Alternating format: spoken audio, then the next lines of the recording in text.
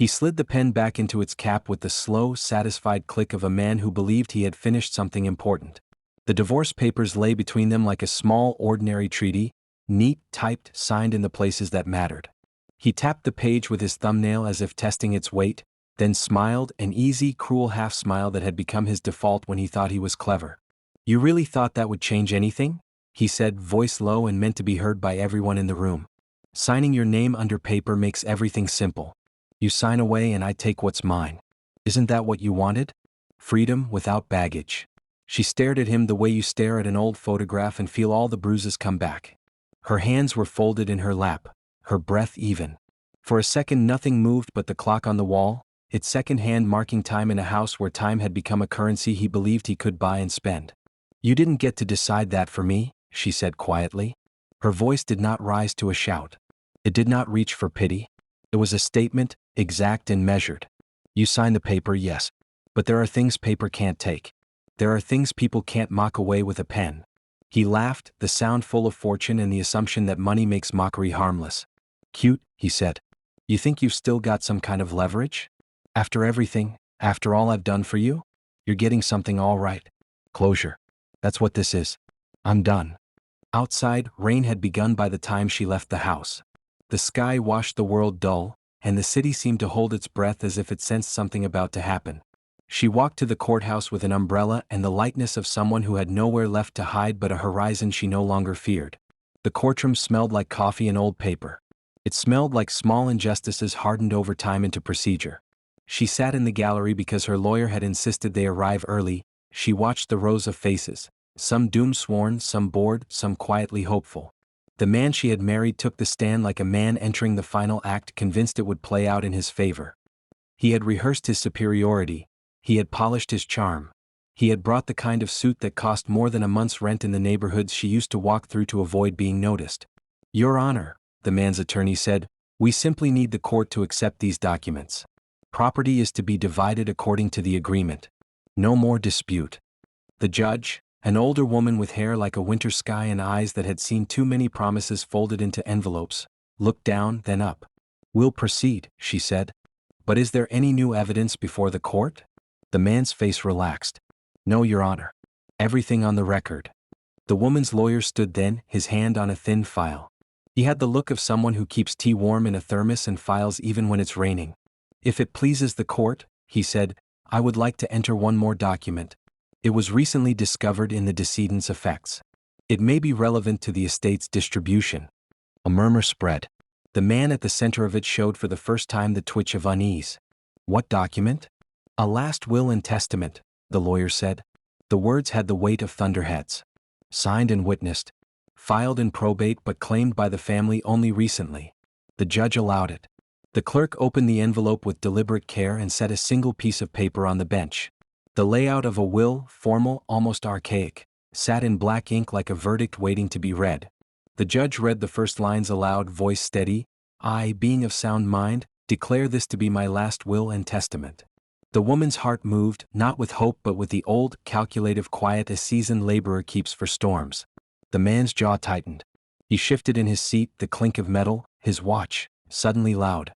"As for my estate," the will continued, "I appoint my daughter as executor and trustee of the assets vested in my name, to be held, managed, and distributed at her discretion." A beat, then another, as if the world had waited for permission to exhale. The judge's eyes traced down the page, then lifted. "The decedent further states," she read, "that his assets shall be held in trust for the benefit of those who have acted with integrity and love in his household. Any individual who, by their conduct, has sought to demean, humiliate, or strip another of their dignity in order to profit or consolidate power shall be excluded from receiving any portion of this trust. In the event such behavior is proven, the excluded party shall forfeit all claims of inheritance." A rustle went through the room like wind through dry leaves.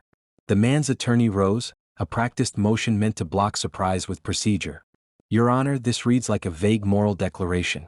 "How do you intend?" The woman found she could breathe again. Not sharp, not caught, but the kind of breath that steadied a person who had been holding themselves together in public for years. Her fingers tightened on the strap of her bag.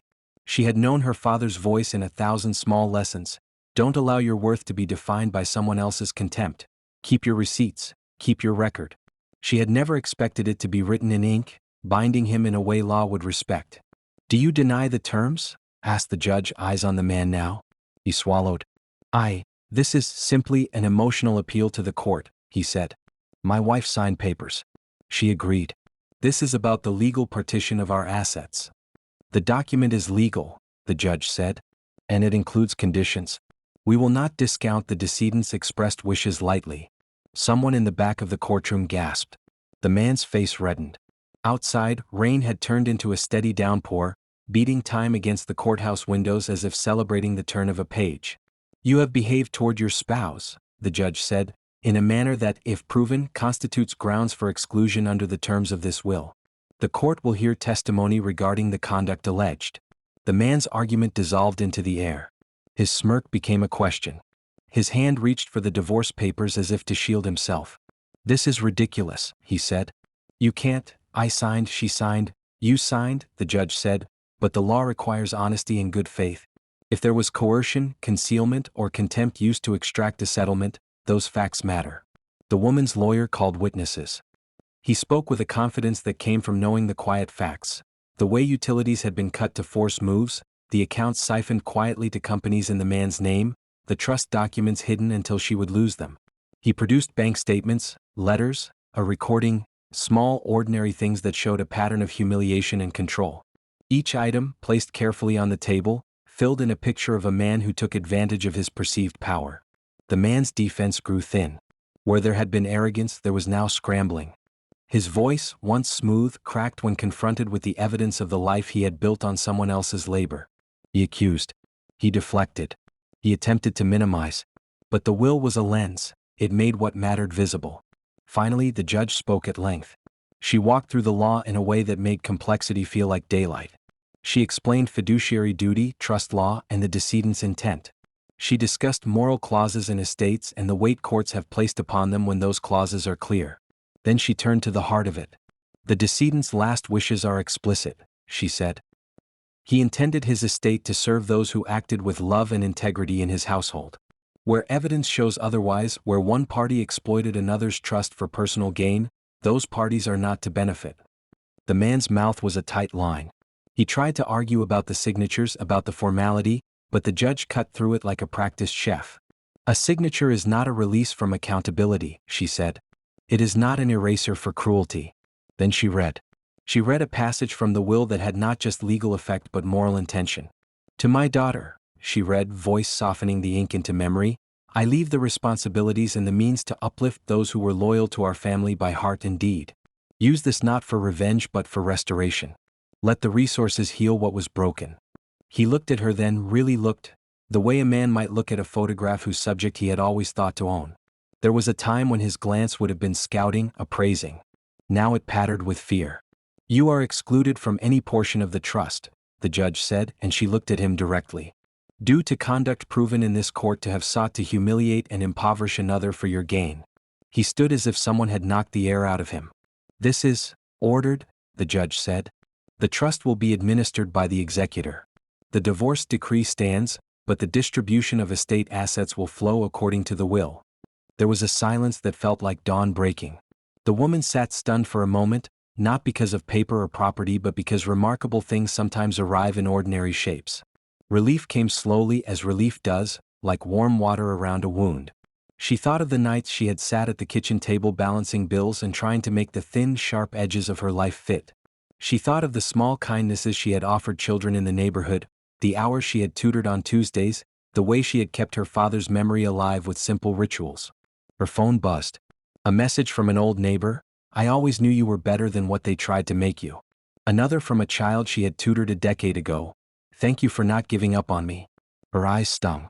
They were not tears of triumph. They were the cleansing that comes after a long winter. Outside the courthouse, the rain had stopped.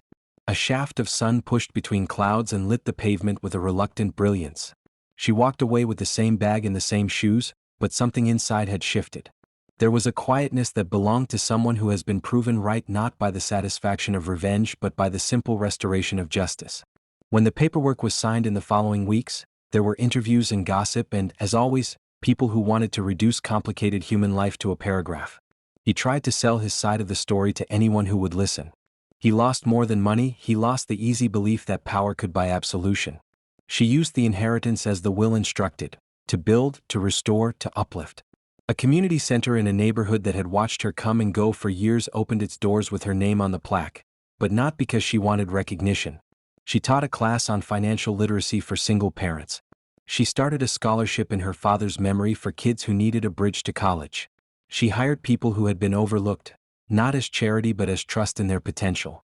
At the center's opening, one of the old women from the block took her hand and said, "You kept your head.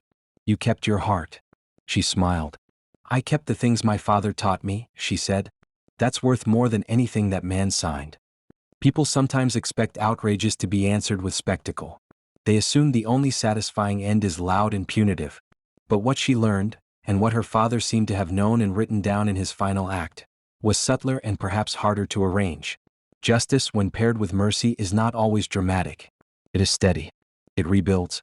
It refuses to let someone's cruelty become the final line of someone else's story. Years later, people would tell a neat version. He signed, she won, the judge read the will. But they would leave out the long days of small kindnesses, the late-night papers, the way she had sat in the quiet and decided how best to spend what had been entrusted to her. They would forget that the true victory was not the collapse of a smug man in a courtroom but the opening of a room where children could learn, where neighbors could meet, and where dignity could be rebuilt, brick by brick. One afternoon, standing in that very room, watching a kid add numbers on a chalkboard with a concentration that made the world hush, she felt something like a benediction. It was not the judge's words she heard then. It was her father's in the small rhythms of ordinary life. "You take care of what you can," she said aloud, not because anyone asked her to, but because she had to give herself permission to say it. "You do it right. You don't let the foolish temerity of others define your worth." Outside, laughter spilled into the street. The man who had mocked her signed many papers after that, but the papers he signed no longer held the power they once tried to wield. He had lost the thread of what makes a life worth anything: humility, respect, and the capacity to do right when it matters. And she kept going, not seeking to punish but determined to prove that a life lived with dignity could outlast ridicule, could outlast any signature a person thought would reduce another to silence. The judge's reading of a will had been the hinge. What swung open was something larger: a life rearranged around truth, and a future repaired by hands that knew how to mend.